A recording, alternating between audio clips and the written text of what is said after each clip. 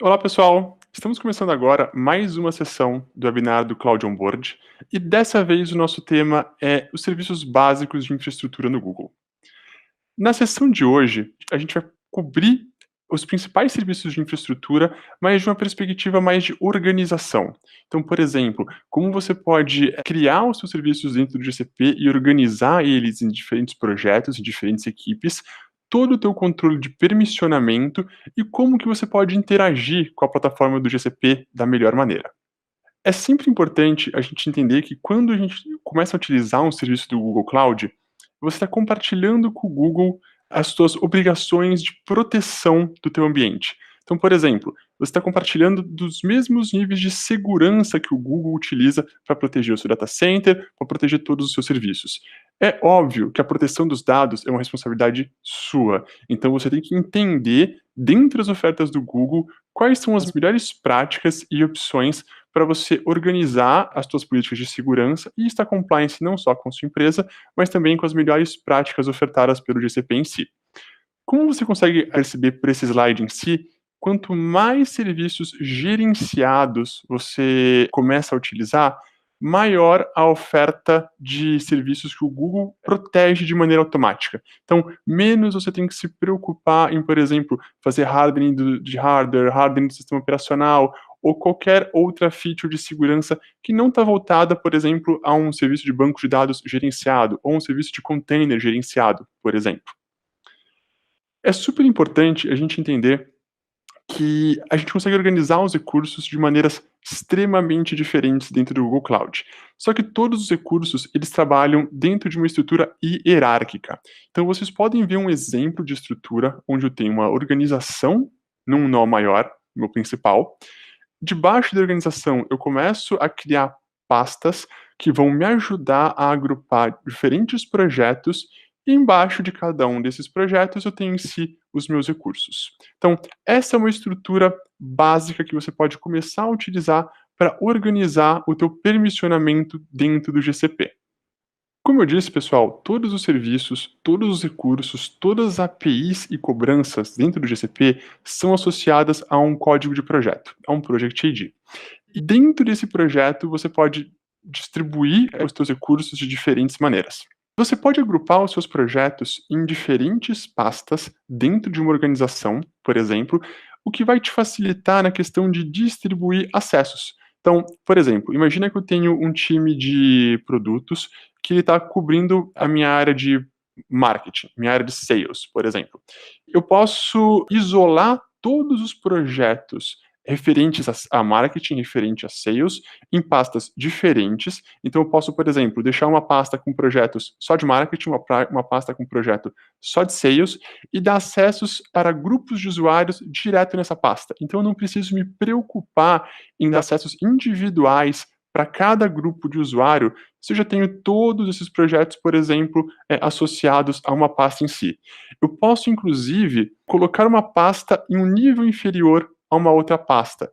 Então, eu posso agrupar, por exemplo, acessos a ambientes de desenvolvimento, homologação, produção, dentro de uma pasta que me cobre, por exemplo, times diferentes de produtos diferentes. Então, você pode organizar da melhor maneira para o teu design de empresa, para o design do teu time em si, e utilizar os recursos de pasta, os recursos de projeto dentro do GCP para isso. Outro ponto super importante é a questão da organização, tá? A organização é quando você tem um contrato comercial com o Google, onde, por exemplo, você está utilizando o teu domínio da tua empresa para organizar toda essa tua estrutura.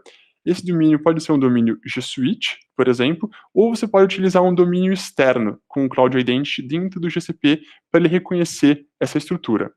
Numa estrutura de organização, você tem o administrador da organização em si, e o administrador da organização ele pode conceder privilégios, por exemplo, para outros usuários criarem projetos ou serem editores desses projetos, e esse próprio perfil de criação de projeto pode, novamente, convidar outros usuários para serem os editores, para participar e ter acesso para criar ou se conectar em diferentes recursos dentro da plataforma. Agora, pessoal, a gente vai conversar um pouquinho sobre IAM, sobre toda a parte de gestão de acessos dentro do GCP, tá? O IAM é o nosso Identity Access Management. Basicamente, pelo IAM, você consegue definir quem pode fazer o quê, em qual recurso. Então, é basicamente a nossa estrutura de permissionamento. E essa estrutura, você tem diversas funções baseadas, por exemplo, em posições que você encontra na sua empresa, como um time de administração de dados, um time de DBAs, um time de operadores de máquinas virtuais, por exemplo, um time de redes ou de segurança, e você pode associar esses perfis a grupos de usuários ou a usuários individuais e, por consequência, esses perfis a recursos em si. Tá? Então, por exemplo, aqui eu tenho um perfil específico de instância admin, onde esse perfil ele me permite listar máquinas virtuais, excluir e iniciar VMs em si.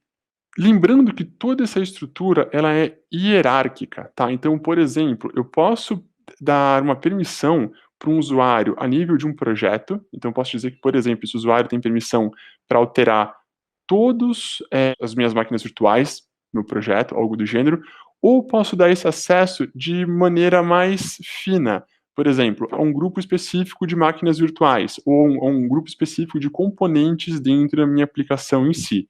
É super importante a gente entender que dentro do GCP, todo modelo de permissionamento é hierárquico. Então, no final, se eu quero saber todos os acessos que um usuário tem, na verdade, eu tenho que basicamente fazer um merge, juntar todos os acessos que eu dei para esse usuário dentro da minha estrutura. Perfeito? Existem um conjunto de funções que são funções pré-definidas. Essas funções pré-definidas é uma associação que o Google criou para facilitar um pouquinho a sua vida de algumas funções de mercado, como disse anteriormente, administradores de rede, perfil do pessoal de segurança, administradores de dados, alguns perfis já pré-selecionados com um conjunto de permissões já criadas que te permite, por exemplo, você pegar essa role diretamente e associar a um grupo de usuários, tá? Você também pode customizar essas informações. Então, imagina que uma conta específica ela não me atende. Eu posso simplesmente editar essa conta e adicionar uma permissão ou revogar uma permissão específica para ela. Um outro ponto extremamente importante é como a gente trata o que um recurso pode fazer com outro recurso. Então, imagina que eu tenho uma máquina virtual e eu quero que essa máquina virtual seja capaz de criar outras máquinas virtuais. Ou, por exemplo, que essa máquina virtual tenha acesso a salvar arquivos dentro do meu cloud storage. Ou, por exemplo, a escrever e ler linhas dentro do meu stack driver, logs dentro do meu stack driver. Então, eu consigo customizar esse tipo de acesso para o meu recurso a nível de service account. Tá? Então, eu posso ter um grupo de VMs que tem um conjunto de permissões específicas associadas a essa service account, e eu posso, inclusive, trocar a service account dessa máquina virtual, ou ainda eu posso editar as permissões dela. Pessoal, por exemplo, eu estou dentro da console agora do GCP e eu vou criar um recurso, tá? Vocês podem reparar que eu estou dentro da console na parte de máquinas virtuais.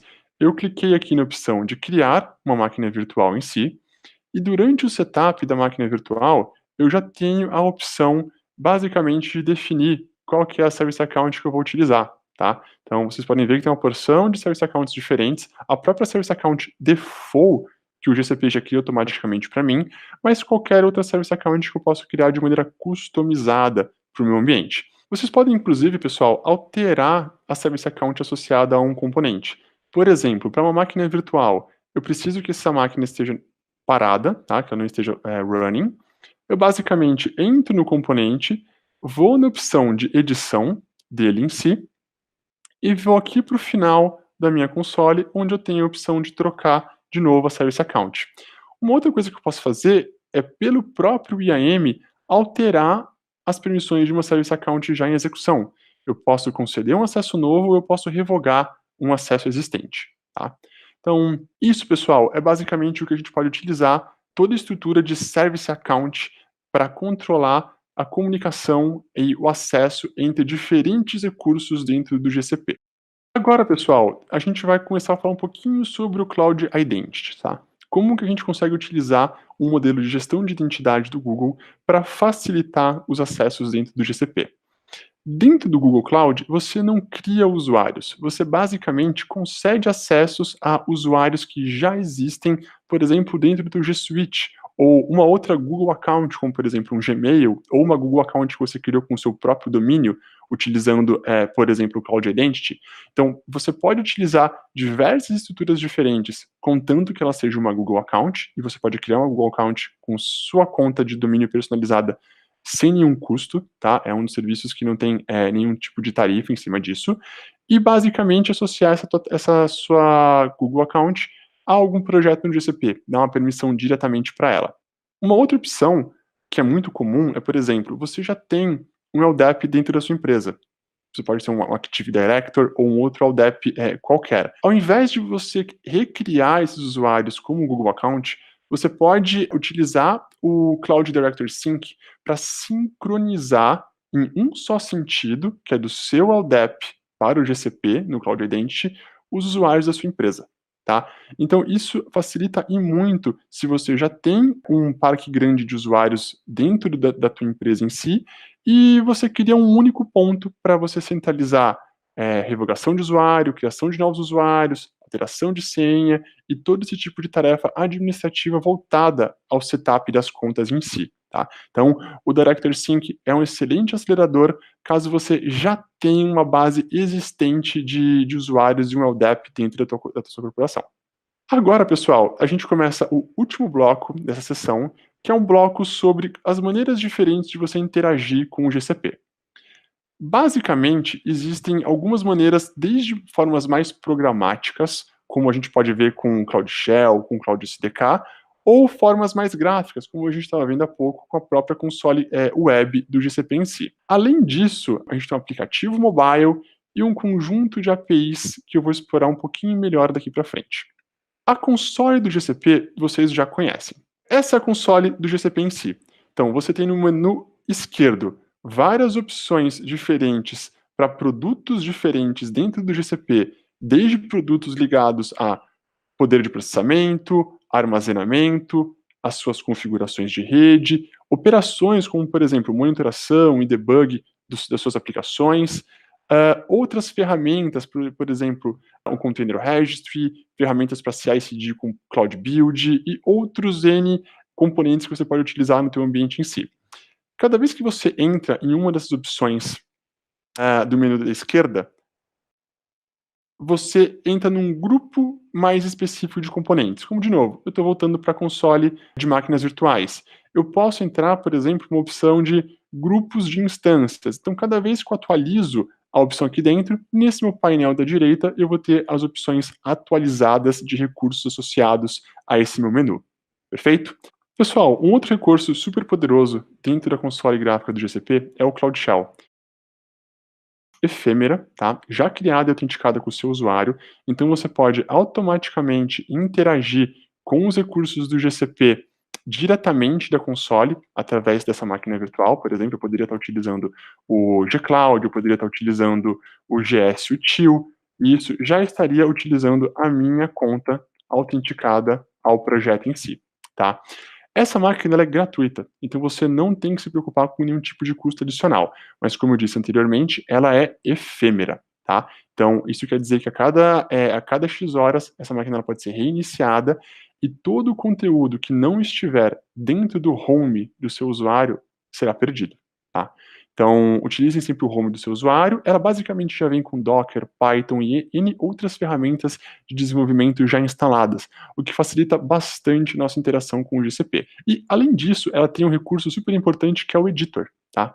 Onde eu posso, de maneira gráfica, editar arquivos textos. Então, se eu não tenho, por exemplo, tanta familiaridade com o VI, com o Nano ou com outros editores mais baseados em terminal, eu posso basicamente utilizar um editor gráfico. Legal? Além disso, o Cloud Shell ele tem outras features que você pode acessar diretamente pelo menu, como o Web Preview, onde eu posso fazer um porting forward, um encaminhamento, um direcionamento de porta para uma porta local no Cloud Shell e testar, por exemplo, uma aplicação web que eu tenha, algo do gênero, além de configurações para você subir um arquivo, fazer um download de um arquivo de maneira automática e até fazer um boost, aumentar os recursos temporariamente de processamento e memória, caso você vá rodar algo um pouquinho mais pesado do que os recursos originais que o Cloud Shell te oferece. Um outro recurso super importante, pessoal, é o Google Cloud SDK.